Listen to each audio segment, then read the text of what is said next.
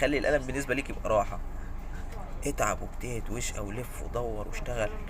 مش ضروري لو كنت مهندس، لو كنت كلية تجارة، لو كنت كلية مش عارف كذا ومش لاقي شغل، دور على غيرها. ما ترتبط، محدش بيشتغل بالجامعة بتاعته دلوقتي. كل واحد بيدور على شغلانة طالما تتناسب مع قيمه ومبادئه بيسعى وبيجتهد ليها. فانت ما تقفش على نقطة، ما تقفش على نقطة ان انا مثلا مهندس يبقى اشتغل مهندس. طب افرض مهندسين كتير جدا في البلد، اشتغل حاجة تانية.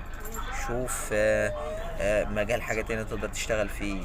حاول تجتهد، تمام. تشتغل على نفسك كتير، اقرأ كتب كتير، اتعلم.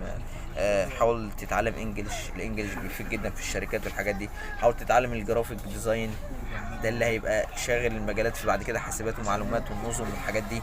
الحاجات دي هتبقى شاغلة جامد جدا جدا جدا فيما بعد. انا بعتذر